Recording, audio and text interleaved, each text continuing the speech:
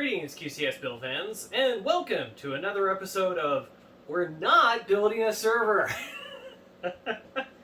So, no server this time, no networks, no servers of any kind.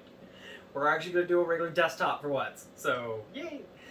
So this is for a client that we previously built a server for, but yeah, nope, not a server. So now this is actually a desktop for one of the CAD designers, and so this is to upgrade the current machine that they have. So anyways, let's get into it. So for a case, I wanted something with a good airflow. I wanted to be able to put 3 big fans in the front of this, and I didn't want a tempered glass side panel.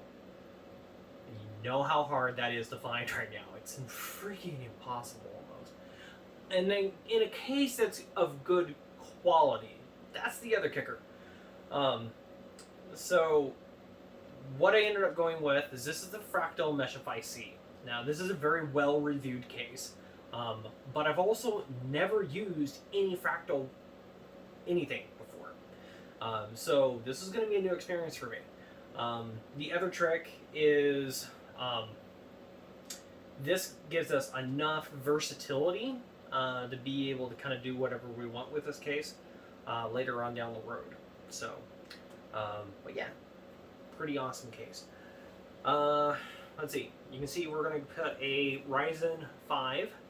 This is, or not Ryzen 5, Ryzen 7. 3700X is what this is. So this is going to go in this guy. This is ideal for what they do. They don't really have a need for anything that's like a 5900X or a 5950 or anything that's heavily multi-cored. So that, and they also didn't want to spend a ridiculous amount of money either. So yeah, so this is more than well within their budget. Also, you can see we got the G.skill Trident RGB RAM. This is DDR4 3200. It's a 16 gig kit, and it is CL 16, 18, 1838.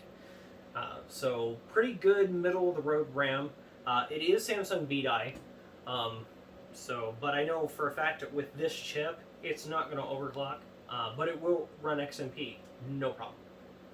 So that'll be perfectly fine.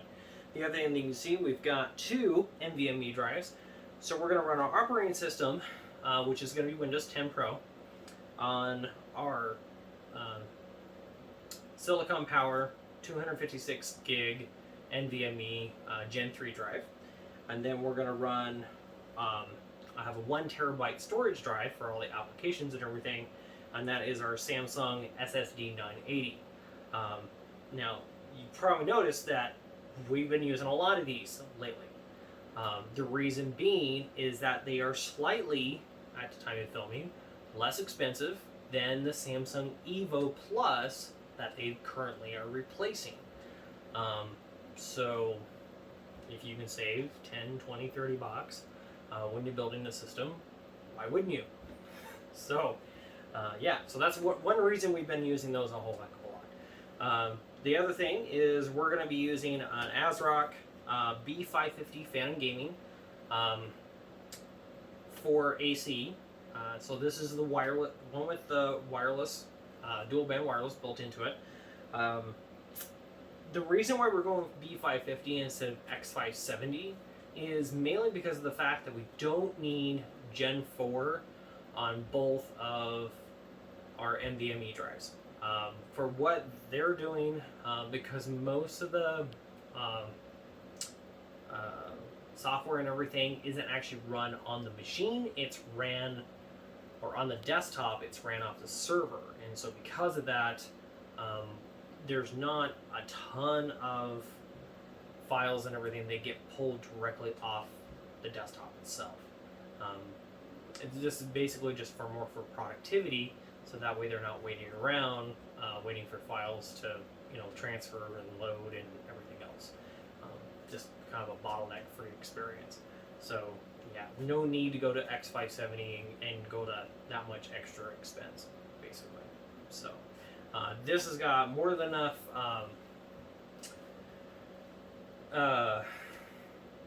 VRM on it to be able to run our 3700X. If you were going to go to like anything that's in the 110 watt range, I probably wouldn't go bigger than a 5800 or a 3800X. Anything bigger than that is going to really start pushing up to the 200 watt range, and the VRM on this is going to run very hot when you start pushing that kind of power. But the odds of them necessarily going to that kind of chip later on down the road is A, pretty thin, but also two, if they do, they would probably just end up building a whole new machine anyways. So yeah, so this will work perfectly fine for what we're doing. Let's see, you can also see that we've got our ARC, Rosewell ARC 750 power supply. This is an 80 plus bronze power supply, so it is not the most super efficient thing in the entire world, but at the same time it is a good quality power supply. Unlike a Gigabyte, it's not going to blow up. Pretty sure. I've actually had really good results using the ARC power supplies from Rosewell, and so yeah, no, they're a very good power supply. It won't blow up. So, but yeah, but you can see there's one thing we're missing. Oh, that's right. It's the video card. Like, that thing that you can't get a hold of anymore without paying through the nose for. But we have a very special video card. We have an MSI GT710. That's right. We're going to put this in this machine. Yeah, this thing's gonna rock with CAD. Well, no, it's not. It'll suck horribly. What this is for is so we can actually load the NVIDIA driver set on the machine, so then that way when we take it over and actually start hooking the machine up, we're going to pull the GTX-1060 3 gig that is in the client's current machine. We're going to pull that out, stick it in this one. This is going to go back in their old machine, which is an HP Omen machine from about 6 years ago, and this is going to go in it. And so, yeah, that's the reason why we're doing that. I wouldn't actually put this in that machine. That would be stupid. It's just so we can load drivers. So, other than that, that's pretty much it. To the bench. Okay, so here is the Meshify C. So we're going to go ahead and I think what I'm going to do first is I'm going to show you how to pull the filters out, and I'm going to show you how to pull the mesh lining out of the front filter. Because you really don't need it because it has a mesh screen, and I want plenty of airflow, and that's one of the criticisms about this case is they put the mesh dust filter inside the mesh screen. And so anyways, all right, so this guy, you've got a bottom removable dust filter. Okay, so on this guy you lift it up just a little bit and it unlocks it, and it slides out like so. And then you actually notice it actually slides inside the feet. The feet are actually notched for it. And then it has this retainer system right here. So, alright, so now to take the front out is actually quite simple, and it's fairly ingenious. You actually do not have to take the front off.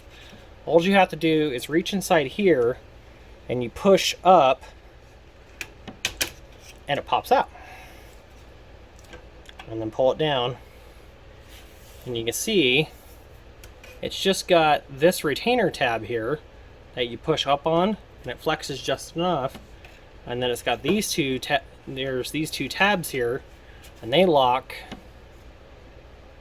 in up here. So, alrighty. So, alright, so I'm going to show you how to take the mesh out of this.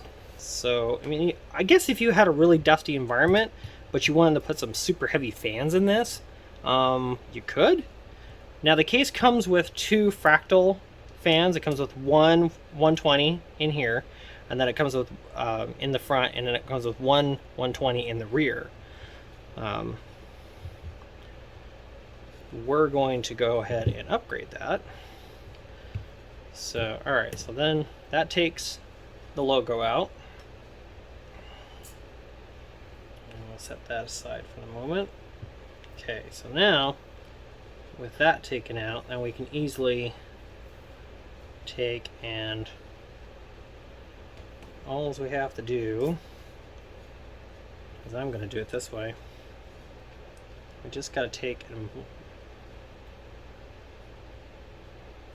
lift up the mesh and unclip the tabs on it.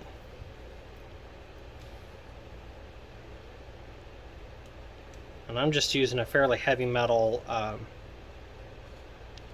expansion slot cover.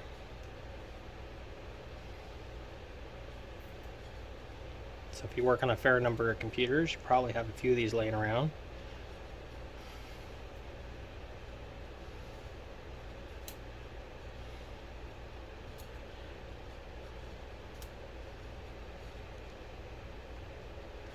I would say you could probably get away with using like a razor knife or something like that to do this, but because of the Swiss cheesy nature of this, you might just end up breaking the tabs off doing that.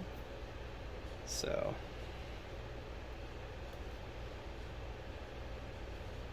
yeah, I would just do it this way.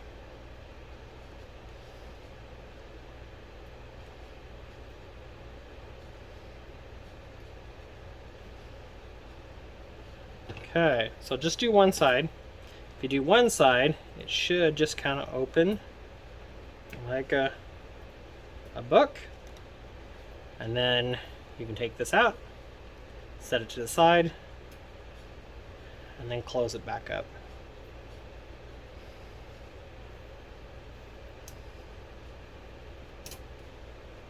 Like so.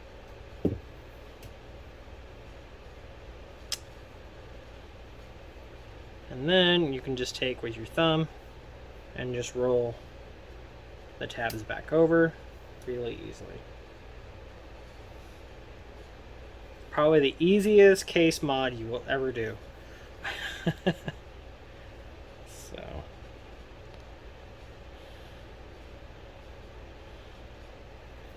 just like that. And then I would just kind of push the opposite side down just a little bit, and then roll these into their little slots where they go, and voila, there you go. And then of course it's a little more see-through. You can see the spider web pattern a little more easily, but other than that it'll work just fine. And then we can just put our Fractal logo back on here.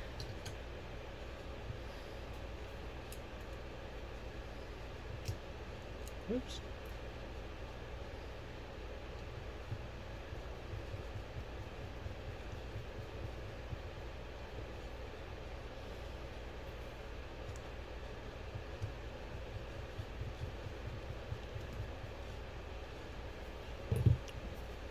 And now, voila, that's it. Okay, so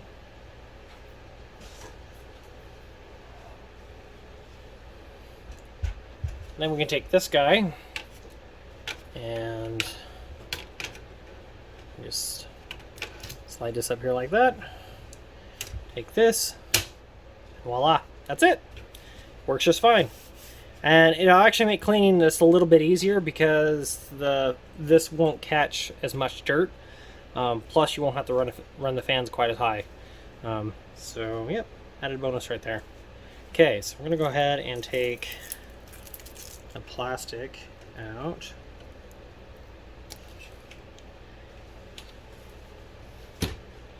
So now this one I did all the thumb screws are captive, so that's a nice bonus. I did have to go through and loosen them up, because even though they're thumb screws, they were not thumb tight. They were torqued on just a little bit. So, all right, so then this. So again, we got this wire harness here. So this is your front I/O. Alright, so then we just have to undo it from our Fractal cable wraps here, which is a nice feature. But we got to do this so that way we can take the front fans out. So, okay, now that gives us access to this fan. So we're just going to go ahead and take this guy out.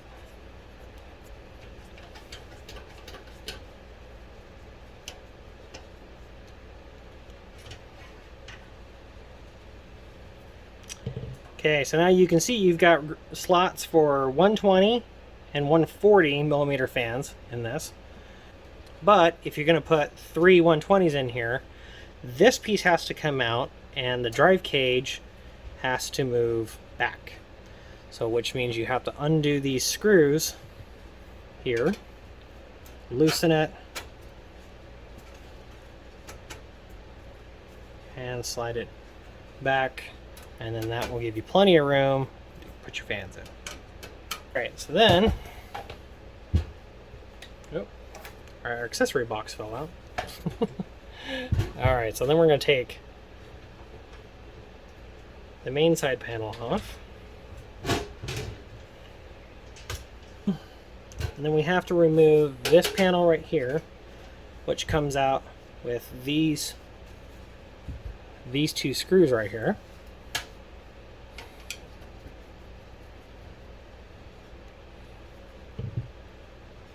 Yep, so you just go this way and it kind of unclips from the back off this main guy right here, which unclips it from the fan shroud. So, and then we'll put the screws back in for safekeeping. Okay, so now we got room to put our 320 millimeter fans in. And then I'll show you this real quick.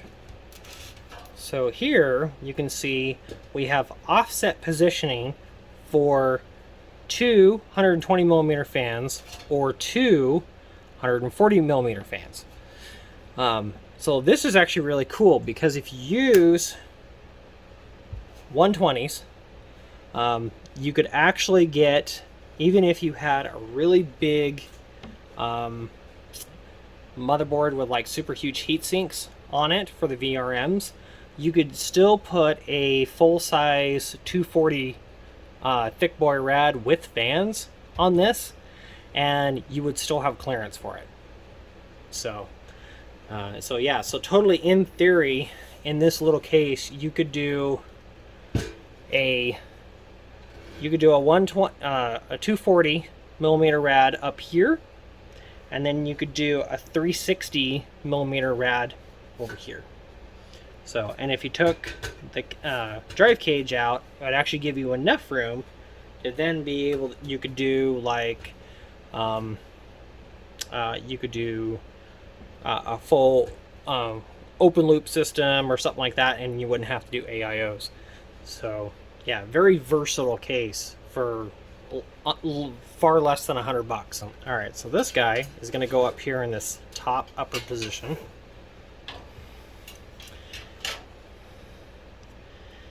So what this will do is this will go basically kind of like right above where the CPU cooler will sit. So it's basically going to go right here. The CPU cooler will sit basically like right about here, and it'll give extra ventilation for the air to come through the front and actually go out the back and out the top at the same time. So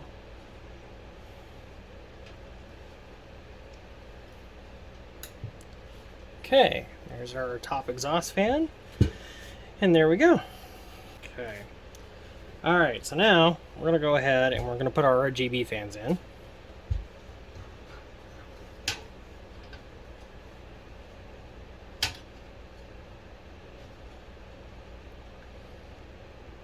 Now these are the original Antec hub RGB fans out of the Dark Fleet.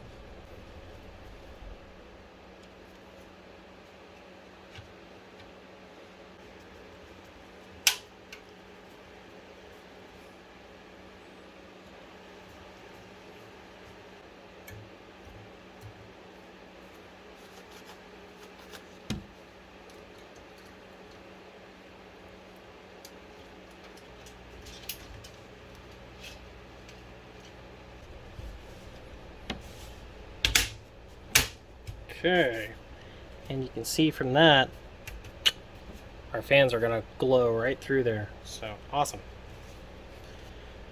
So our board has both 4-pin RGB and 3-pin ARGB lighting headers on it, all kinds of little cutouts and everything for this, which is really nice actually. That just adds to keeping everything nice and clean. Okay, so got all our fan cables routed around and everything's in the back, so let's go ahead and get our motherboard in here. So it looks like I made an oops. So they use the same PCB for the Phantom Gaming for B550 in the AC wireless and in the non-wireless. The difference though, if you have the wireless one, there's no M.2 header over here. They take it out. Where if you have the LAN only one, then they put the M.2 header in here. And I believe the M.2 Wi-Fi comes out. Really?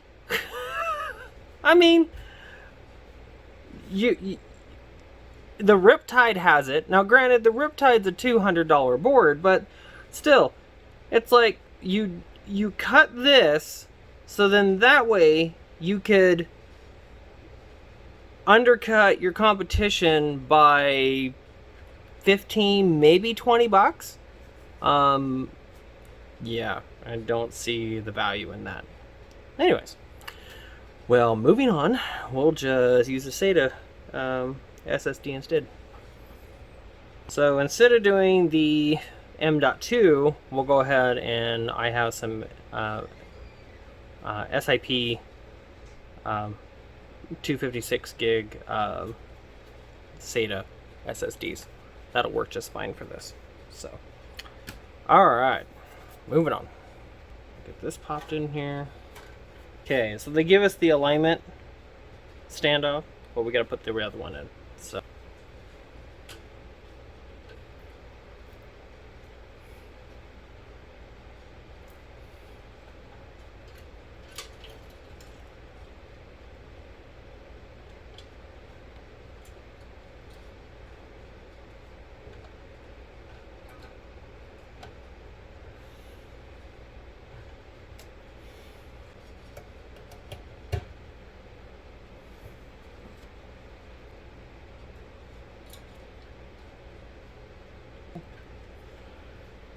okay, that'll work.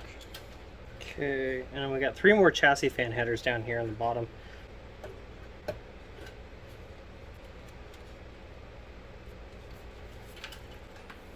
Alright, so now we're going to get to this part and do our I/O. Okay, so there's our HD audio. Now,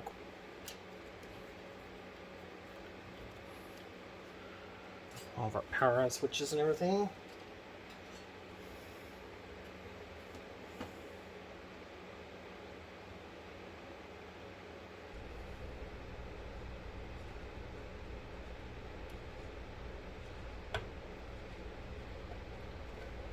Okay, so while we got it flipped over here, this guy here, this is actually your SSD mount. So we're going to go ahead and take this off, since now that we're going to have to use this.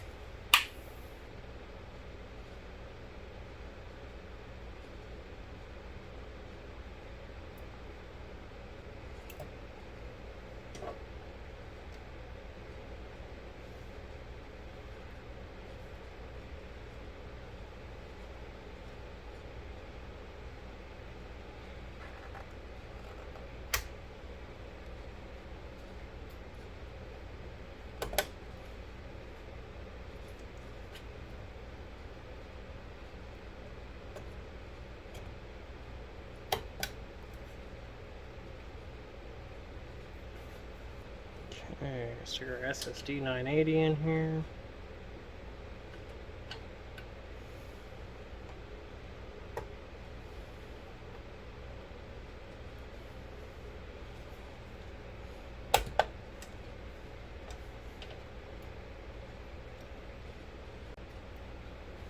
Okay, so on this guy, we'll lift him up here and show you.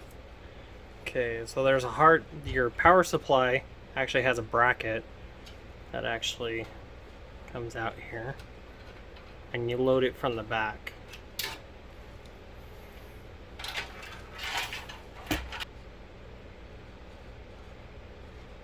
There you go.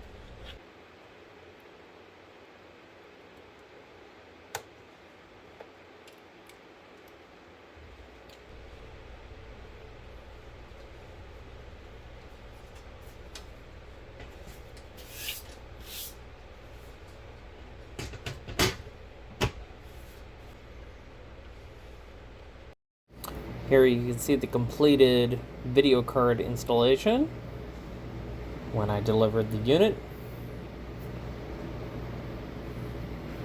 And here you can see it lit up and finished. So, like, share, and subscribe if you like more of this content. I hope you like this build. I really enjoyed using this Fractal case. And I think I'm probably going to try to use some more in the future, because I can see why these are so highly rated. So, again, thanks for watching, and bye for now.